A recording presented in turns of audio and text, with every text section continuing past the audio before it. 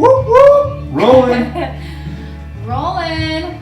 Hey guys, what's up? My name is Jessie Williamson. I'm here with Bryan Wagstaff today, the CEO and founder of Collusion, Reason to Rhyme, and Boulder's newest edition, Venue X. We're here for another taping of Between Two Sheets. Bryan, thanks so much for being with me today.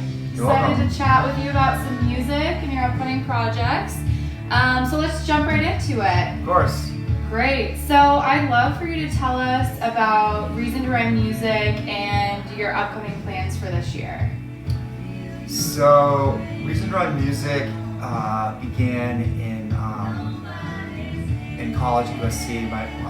My close friend and I put together a band. It started as a music publishing company, writing songs for film and TV, producing other artists to publish their music, and it's turning into now, we're going to add a record label element to it. So it'll be a record label, it'll be A&R, Okay. so that we can incubate emerging artists and help them to grow their audiences, sign them to our record label.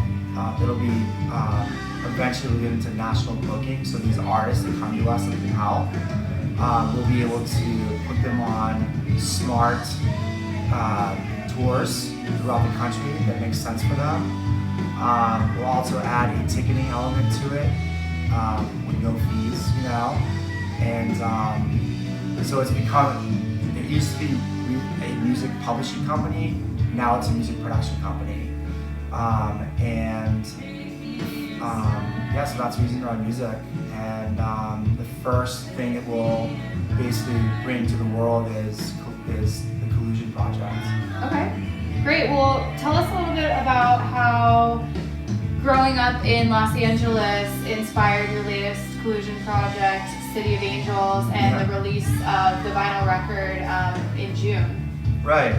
So, again, Reed Miller, who he and I founded this band called Jonas at USC back in the day. We had some pretty good success touring the West Coast. We did a couple of Colorado tours. We wrote a lot of incredible material. Like we powered out these songs, and all of that happened when I was, I feel like I left New England. I grew up in Maine, and I left New England when I was 18. Just fucking got the fuck out of there, and went to USC at 18. And from 18 to like 30, I kind of grew up in LA, right, in Southern California, and so it's an interesting place. It's a mash of a little bit of seediness, dirtiness, classiness, beauty, like all culture, this whole thing combined. And I wrote this song, probably in like '93 off of our first record called City of Angels. It was sort of like I'm driving down the street. I'm like, who the fuck are all these people? Where are they going? Just all sort of the chaos or whatever. And so naming the record City of Angels is just a representation of, because I'm making 3 records. This is a trilogy, right? Okay. So naming the record City of Angels, this first record really, and the songs on the record are that particular portion of my life. Exciting. Yeah, I can't wait to hear the record when it's all said and done, and we're designing some of the cover art right now, so very exciting stuff. Well, I would love to hear a little bit more about some of the emerging artists that you have enjoyed working with on some of your projects and that you would hope to work with perhaps this summer, whether it's in the studio or doing a show with them. So tell me about some of those. Sure. So I've been blessed to have been in Boulder since 2002, and to work with some of the most incredible musicians in the world. Christian Teal, who is an amazing drummer, he's been the house drummer for E-Town forever. Chris Wright, I used to play in the Ash Ganley band way back in the day, Sky Downing. I worked with Brian McRae,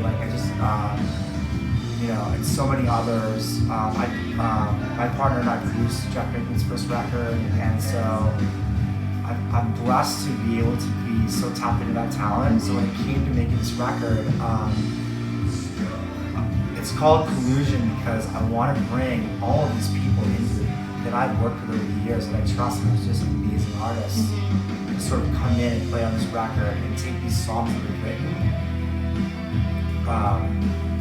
at its very base level and turn it into what it's now become today. And it's fucking absolutely mind-blowing. I mean, we started from nothing. I started with like a template, a click track, and a scratch piano. And Christian came in the studio, and he laid down the drums. And then we did bass. And it's just been like all these artists have come in and added their flavor to this record. You know, within the they're all very passionate about songs. And so in the studio, you've got like, you know, Melly, who's in this amazing band called the Sweet Lilies. You have, of course, Christian Teo, Chris Wright on bass.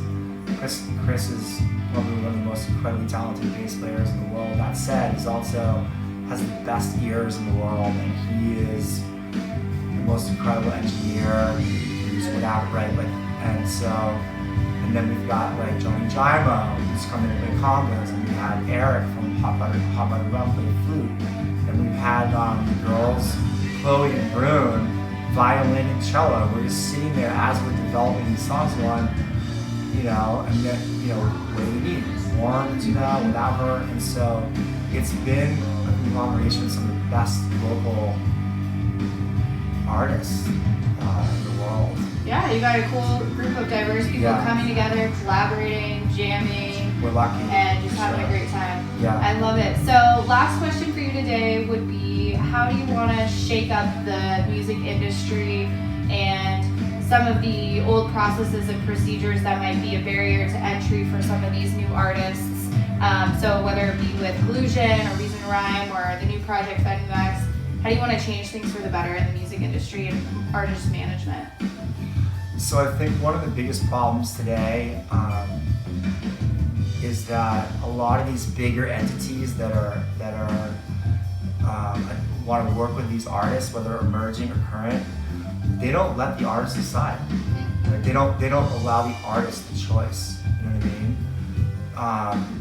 What we want to do is we want to incubate the young talent, young emerging artists, and allow them the opportunity. Do they want to play here? Do they want to work with us? Or giving them the opportunity is way more powerful. For example, when we were in the recording studio, a lot of these amazing artists came in and recorded on a record. I'm like, you have a blank canvas. You can play whatever you want, right? We need strings or horns or whatever. And they're not used to hearing that. They're used to an autocratic environment, right? Both when they play live, whether they're coming to play live, at some venue, there's all these restrictions or whatever, or whether it's a recording studio. Our whole goal is to eliminate that completely and let the artists decide, because providing them with the freedom allows them to do, not only make their own decisions of where they want to play without restrictions, but in the studio, it's like you can get these incredible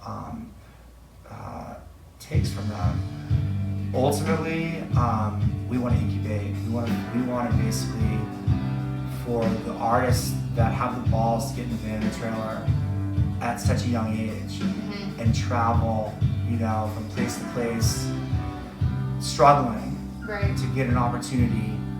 We want to provide them with an opportunity, especially in Boulder, because Boulder is so rich with, you know, you've got millennials, you've got students, you've got old money, new money, you've got hippies. Boulder's become such an amazing mecca for these young artists, because I think that music solves, like my buddy would say, and it brings people together. And to have these young artists come in and display their talents, especially in this such a mecca of an area, will help them grow. And they'll leave and go on the road, and they'll be like, hey, you need to check out Pilot Recording Studios or you know, Venue X. They'll have the confidence to go. They'll be like, these guys are really great. And then, you know, by default, our whole vision will just organically grow, because we're letting the power is in the artist. It's not in the fucking company. Businesses are, in the music industry, businesses exist because of the artist. They're the ones that bring in the revenues to the businesses, right? there's an old school model that's happening right now, autocratic, where they're fucking sort of like dictating what these artists can and cannot do, whether it's like radio spot or whatever, right? It's like providing the artists with power and appreciation, that they, you know, giving them the freedom to choose. Like we feel that, you know, even in my experience touring back in the day, just not getting fed when they showed up in LA, not getting paid, sound guy shows up, you know what I mean? We want to change that, and we can't wait to do it. Yeah, love it. Well, we can't wait to see you shake up the industry and all the great stuff you have to come this year. So stay tuned, guys, for the next edition of Between Two Sheets, and we'll see you soon. Thanks, girl.